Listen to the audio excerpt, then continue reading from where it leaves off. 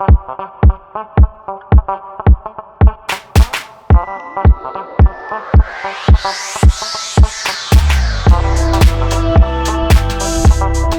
everyone, welcome back to the channel. For today's video, it is new bike day, the best day of the year.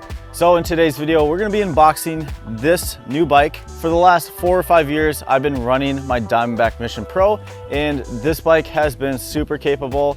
I'm not selling it. I am keeping this bike basically forever. And I might possibly turn it into kind of a bike park bike. Yeah. That made no sense. And this bike has been many places. I've been on many trails, many states. So it definitely has some sentimental value to me.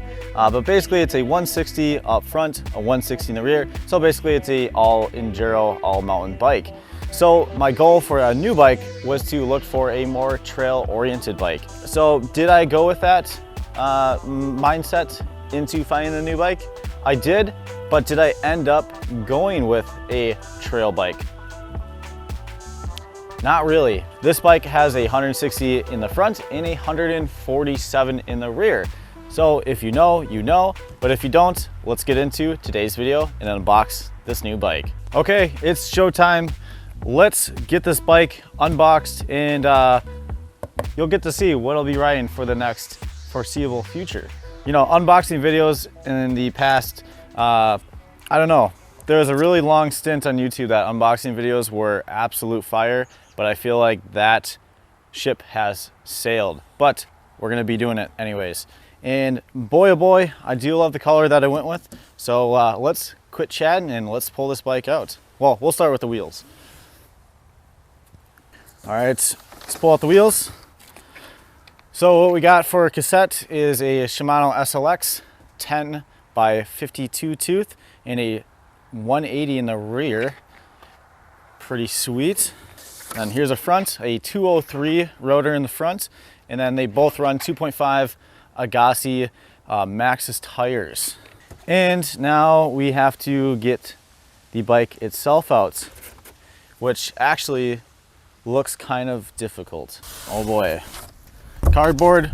Oh my gosh, it's windy. I'm gonna go parasailing. Oh my gosh. Okay, so there's the bike is attached to this one big piece of cardboard. So once I turn this piece of cardboard around, you will see what bike I went with here. And here is the reveal. So I went with the Ibis Ritmo AF 29er, 160 in the front and a 147 in the rear. So again, not too much of a far cry from what I have been running. Man, I want to go ride this thing as soon as possible. And there's a few other parts that I got to kind of flare this bike up, and you'll see what those are as well. All right, so now we have to go through the painstaking process of getting all these zip ties off of the bike and get this thing set up. But I think the setup should be pretty seamless. And the nice thing about getting it from Competitive Cyclist is they did a lot of the work. So they tightened everything to the correct nanometer, and as well as they set up the tires tubeless already. So they are already taped and there's already sealant in there. So that's something I've never experienced before. I'm sure there's other bike brands that have done that in the past, but I was really surprised that they already set that up. So I didn't have to do absolutely anything with this bike. Put the wheels on, put the handlebars on. The dropper post is already installed, which is actually kind of nice because sometimes that actually doesn't happen. But yeah, super nice. Competitive Cyclist, great job. Again, not sponsored, but again, if you want to, let me know. Let's get this thing on the stand here. All right, there we go.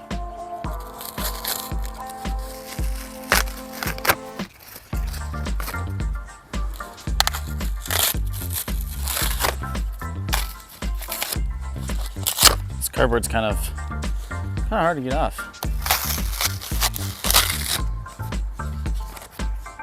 But it's good that they're using cardboard instead of plastic or styrofoam.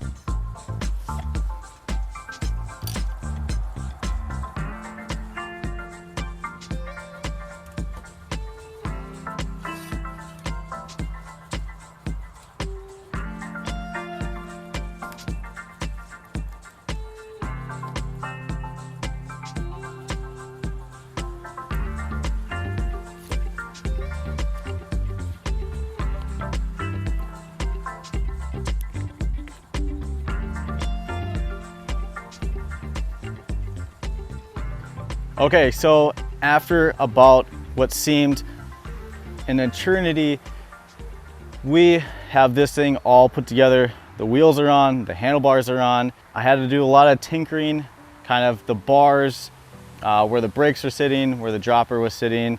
I haven't done anything with the suspension, but let's get a really quick overview of the Ripmo AF. Of course, this is a medium frame and it's aluminum, so it's not the carbon version of the Ripmo, which is fine. It's got about a 7-year warranty on the frame itself, and aluminum's pretty much almost bomb-proof. So up front with the suspension, so this is a Marzocchi Bomber Z1, and the cool thing about this Z1, it is not air, it is coil. So I'm actually really curious to see how the coil acts on the trail. I've heard really good things about small bump sensitivity with the coil, more of a linear kind of feeling to it. So I'm actually really interested to see how I like the Bomber Z1. In the rear, we have a 147 millimeters of travel, and that is done with the DVO Topaz. It's got obviously just some simple rebound, and it's got actually a climb switch. So it's got an open, a mid, and then a fully lockout when you're doing some climbing. So yeah, 147 in the rear, 160 in the front. So a little bit less travel than what I have on the Diamondback. So then breaking away from the frame and the suspension, let's go over the drivetrain. So the drivetrain is all done by Shimano SLX, so SLX cranks, and I believe these are 170 millimeter in length. The front chainring is a 30 tooth, and then in the rear, the range is a 10 by 52.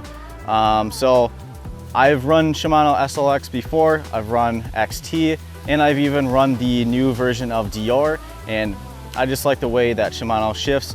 So I was really happy that I could get this in the SLX combination. For stopping power, we have Shimano SLX. We have quad piston in the front and as in the rear. The front rotor is a 203, and then in the rear, it's a 180 millimeter rotor. So plenty of stopping power. I have no doubt these Shimano SLX brakes are just plenty stopping power for what I am doing. Obviously, the biggest change from going to this bike from my Diamondback was a 27.5, and these are 29ers. And I was a little hesitant to switch over to 29er, but everyone is going, you know, 29 and then maybe a 27.5 in the rear, kind of a mullet setup, or they're going fully 29er.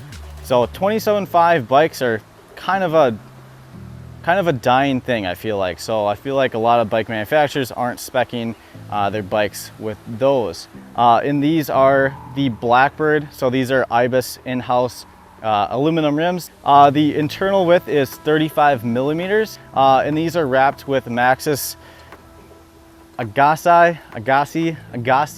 The really nice thing from when it came from Competitive Cyclist is these were actually already taped, and there was already sealants in the tires. So they were set up tubeless, so I didn't even have to do any extra work to set these things up tubeless. So we got orange grips, we got really nice P&W Loam alloy pedals that actually match the paint job really well. I was kind of scared that it wouldn't, or it'd be a little too dark, but I'm gonna call this bike the Orange Crush. The saddle is a WTB Volt, and I'm not a fan of the Volt, so this saddle actually might be getting swapped out, maybe possibly with an ergon seats. And then the dropper post is a bike yoke, and I believe it's 160 millimeters of drop with a medium frame, and then it's got a really nice lever on there. So there you have it. That is the new bike, the Ripmo AF.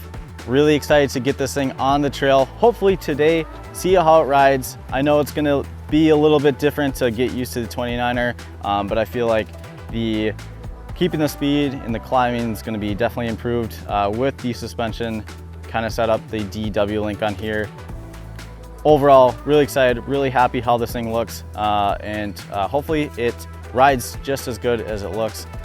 So with all that, that is it. I hope you guys enjoyed today's video. If you did, be sure to hit the like button. If you guys want to see more content and more things like this, go ahead, hit the subscribe button. I'll see you guys on the next trail.